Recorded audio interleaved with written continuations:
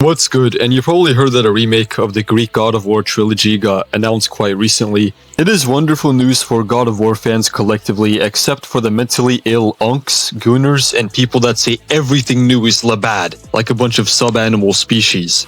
You may wonder, well, what pissed them off so much? Well, schizophrenia.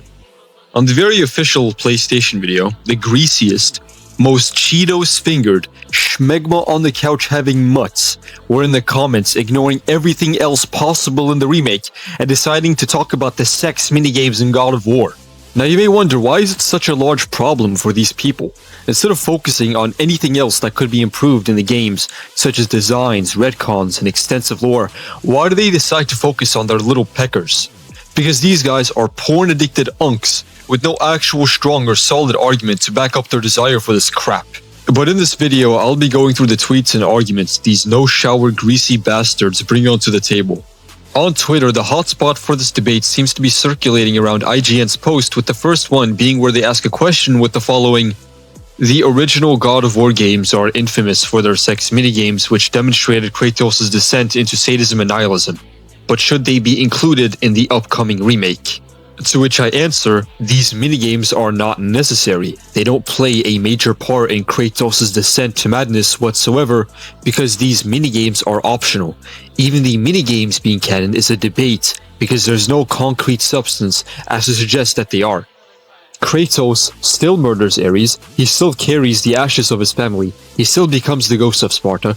If something can completely be removed without altering the character arc or thematic trajectory, it is not foundational to that arc.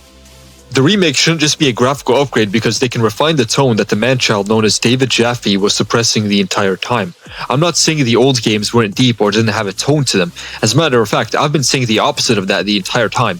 But many people seem to miss the point of God of War and just see Kratos as this dumb brute, and the modern era could force the player to encounter the more psychological depth and suffering he had to endure.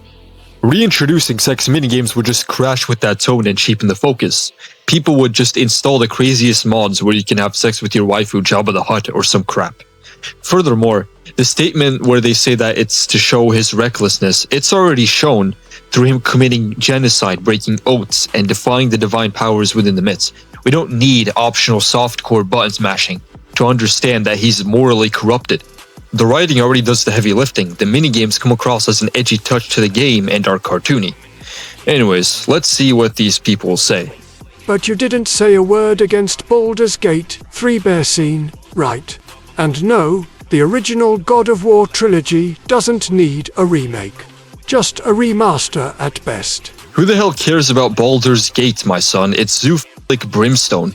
These are two completely different franchises with two completely different goals, with two completely different teams.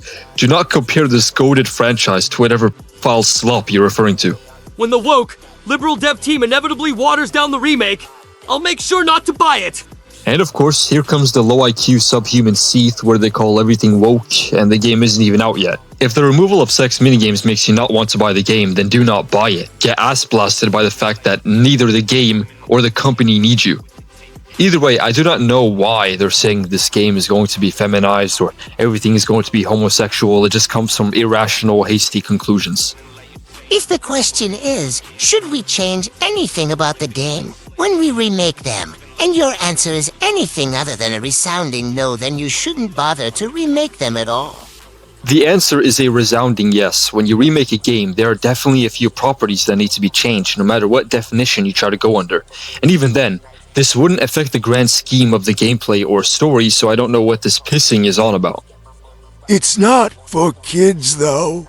I've seen the argument that this game is for hecking adults and not kakas, therefore the game should be kept with the sexual scenes.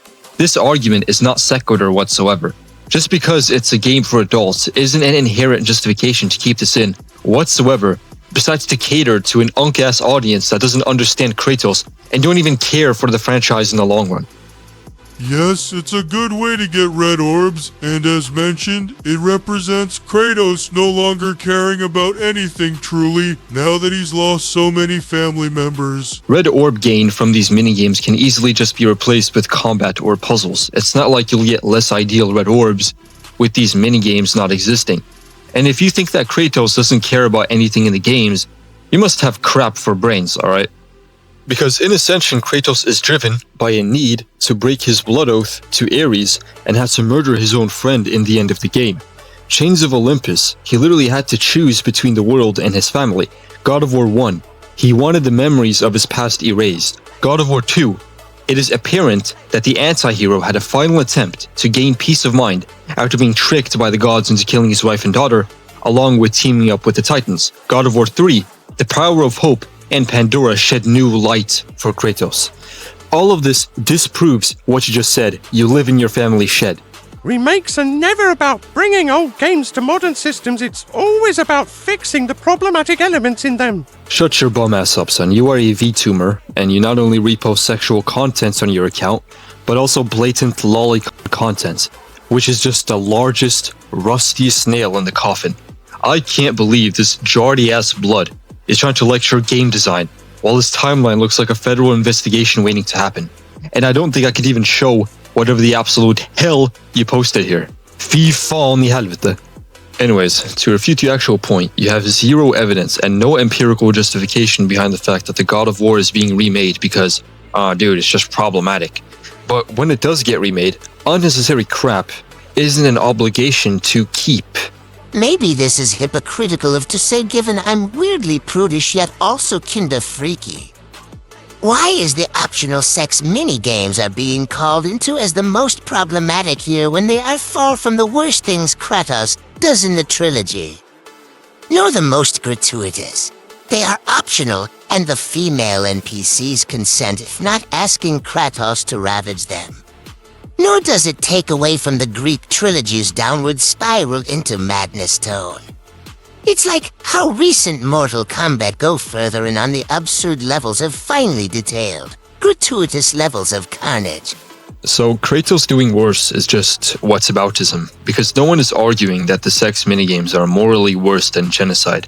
The argument is talking about the narrative value and tonal coherence in a remake, not a moral scale.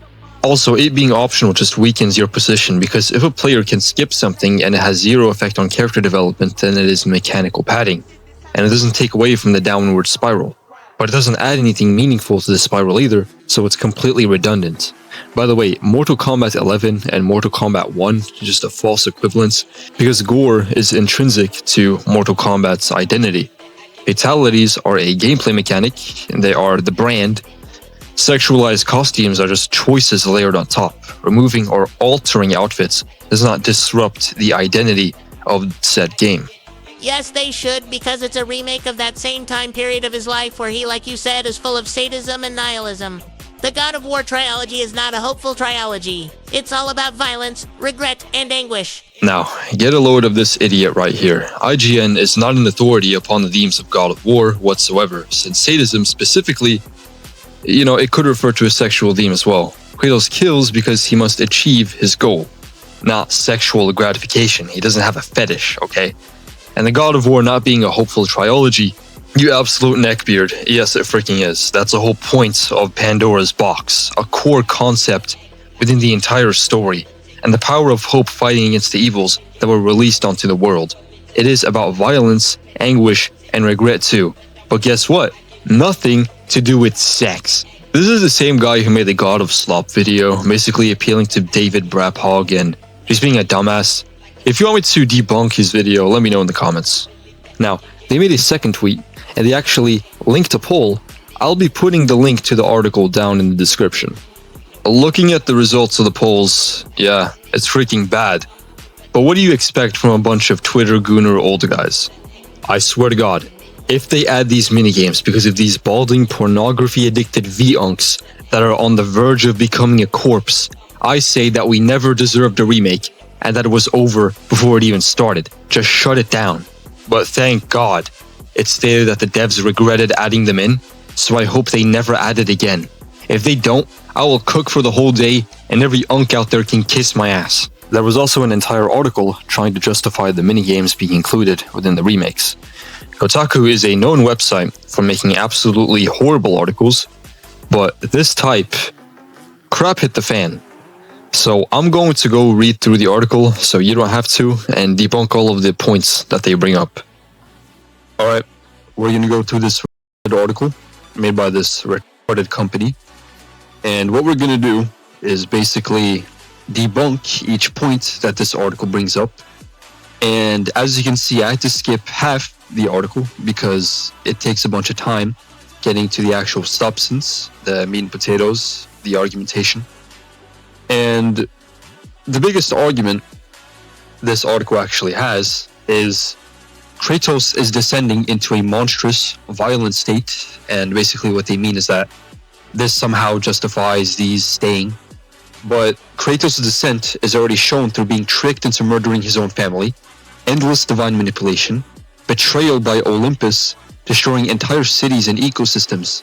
So if you need a button-mashing threesome to understand that this man is mentally spiraling, you might be the one spiraling. Also, this article also admits that they are cartoonish and over the top, which kind of beats how they say that it's really serious and it matters a lot when it's just there for shock factor. The third point, well, the second point technically, since I kind of just counted that as a point, but the third point is pretty much that, you know, you're hiding Kratos' truth. It's the ugly truth of what God of War was, right? And what I'm saying is that this is dumb because the entirety of the Norse saga is about his son finding out what happened in Greece. It's about his son finding out Kratos' past. And the game spends a lot of time doing that. It spends a lot of time, you know, going through how Kratos deals with Atreus finding out the truth. The Norse games never go Atreus.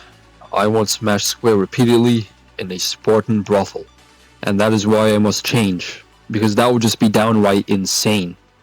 The regret he carries is existential.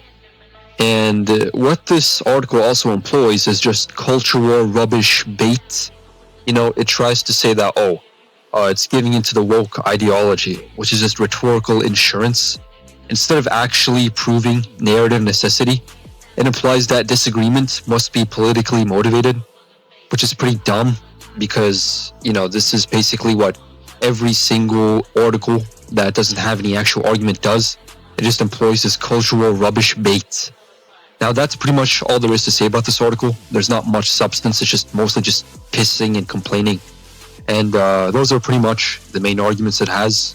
It kind of just copies those tweets, you know, which is whatever this writer did, whatever this spat that wrote this did. Anyways, yeah, that's pretty much it. See ya.